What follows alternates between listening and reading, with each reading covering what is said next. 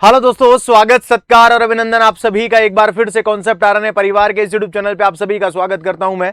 जी हां, शानदार और जानदार वाली भर्ती एम्स सीआरई के द्वारा नोटिफिकेशन जारी हो चुका है। जी हां, जैसा कि आप मेरे पीछे लगे थंबनेल में पढ़ पा रहे हैं, ये पूरा का पूरा ये लगा हुआ है, इवेंट लगा हुआ है हमारा, पूरी की पूरी पीडीएफ लगी हुई है, सीआरई कॉमन रिक्रूटमेंट एग्जामिनेशन। जी हाँ, सबसे पहले यहाँ पे कुछ इंपोर्टेंट जानकारी एमसीआरई के द्वारा दी हुई है, इस पे मैं फोकस करवा दूं आप लोगों को दिख रहा होगा,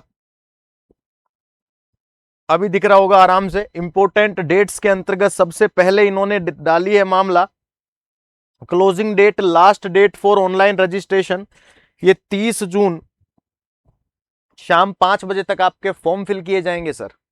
दूसरी चीज सर, ये फॉर्म फिल कर दिया, बोले चलो ठीक है सर, ये देखिए सर इंपॉर्टेंट डेट्स यहां पे है। Date of uploading detailed advertisement and commencement of online registration application 11 जून से लेकर के 30 जून तक आपके फॉर्म फिल किए जाएंगे शाम को 5 बजे तक। साथ ही एनओसी वगैरह सबमिट करने के लिए ये आपको 6 जुलाई तक, और status application acceptance appear in examination 9 जुलाई तक।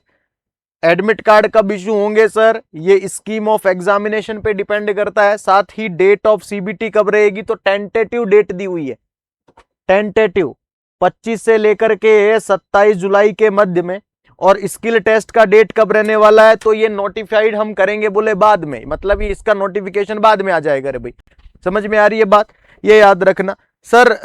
बोले सर सारी चीजें ठीक है, बोले लेकिन हमें ये बताओ ना वैकेंसी कितनी है क्या नहीं है। देखो सर, यहाँ पे ये बहुत बड़ी एक पूरी की पूरी क्या है, पीडीएफ है, पूरा का पूरा नोटिफिकेशन है जो एमसीआरई के द्वारा दिया गया है। यहाँ पे सबसे पहले वही सारे के सारे टर्म एंड कंडीशंस लागू हैं जो एम्स की एग्जाम या नॉर्सेट की एग्जाम एमसीआरई के अंतर्गत एलिजिबल होते हैं। यहाँ पे एज रिलैक्सेशन भी दिया गया है सर, एससी एसटी के बच्चों को 5 साल, ओबीसी के बच्चों को 3 साल, पीडब्ल्यूबीडी में 10 साल, और एक्स सर्विसमैन और कमीशन ऑफिसर इंक्लूडिंग ईसीओ या एसएससीओ में length of miliary service plus 3 year. ठीक है, तो ये याद रहे आप लोगों को, ये एज रिलैक्सेशन का मामला है। यहाँ पे लिखा हुआ है सेंट्रल गवर्नमेंट के सिविल एंड एम्प्लॉयज है वो सी ग्रुप पोस्ट के रिगार्डिंग, तो यहाँ पे पूरा एज ग्रुप का पूरा मामला दिया हुआ है। और ये पीडीएफ वैसे टेलीग्राम चैनल पे भी अवेलेबल है, आप लोगों ने पढ़ ली होगी, नहीं तो आप लोगों ने बहुत मतलब ये सर्कुलर हो रही है अभी रिसेंटली, ठीक है, सोशल मीडिया पे। लेकिन यहां पे जो मेन चीज है ना सर, वो मैं आप लोगों को बताता हूं कि मामला क्या कह रहा है। इसमें मामला कह रहा है भैया, अरे भैया रुको, हाँ इसके इसके अंतर्गत 34 पेज नंबर देखेंगे हम। इसके अंतर्गत क्या देखेंगे, 34 पेज नंबर, 34 थोड़ी है यार,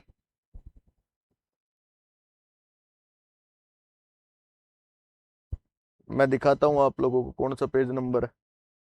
यहां पे नर्सेज वाला मामला देखेंगे कि नर्सिंग की सीनियर स्टाफ नर्स की जो वैकेंसी है वो कितनी क्या रहने वाली है, सीएसएसडी के अंतर्गत ही है ये, तो बहुत बढ़िया सर, वेरी गुड, बहुत बढ़िया।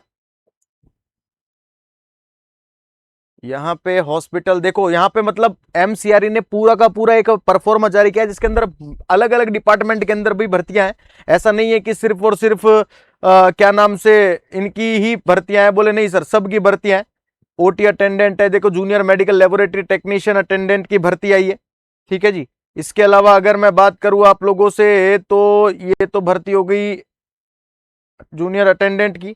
साथ ही library information and assistant library attendant grade की भी भर्ती है, बहुत बढ़िया भैया, वेरी गुड, शाबाश, ठीक है जी। इसके अंतर्गत हम डालेंगे भैया अब आप लोगों के लिए 83, और फिर एंटर दबाएंगे तो आप लोगों के आ जाता है, ये आ गया आप लोगों के अब मामला किस चीज का,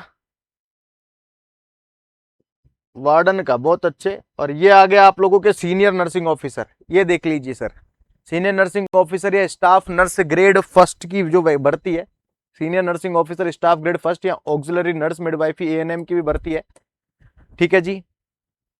टोटल अगर हम काउंट करें लगभग तो 7 ये 4 ये 7 4 और ये 4। उसके बाद senior nursing officer AIIMS Nagpur में 8, senior nursing officer AIIMS Raebareli में 8, SNO एम्स विजयपुर में 8, senior nursing officer AIIMS Kalyani में 8 पोस्ट है, ठीक है। हाँ, इसके अलावा SNO है एम्स डियोगर में 8 है, staff nurse grade first AIIMS Gorakhpur में 8। इस प्रकार से टोटल लगभग और लगभग 60 प्लस, 60 से मतलब 60 प्लस कह सकते हैं इसको कि 60 प्लस वैकेंसी है आप लोगों के लिए। तो ये जानदार शानदार वाली है रे भैया, तो ये याद रखना आप सभी बच्चे। दूसरी चीज, एक यहाँ पे मेनली जो आप लोगों के रिगार्डिंग आता है, बोले सर इसके अंतर्गत बोले एक चीज और बता दो मेरे को। मैंने पूछा क्या? बोले क्वालिफाइंग का क्राइटेरिया और अदर क्राइटेरिया क्या क्या होता है। बिल्कुल दिखा देता हूं आप लोगों के लिए, याद रखना किस प्रकार से आप qualify.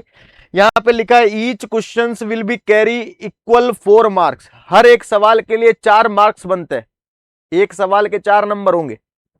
There will be a negative marking 1/4 mark for each wrong answer.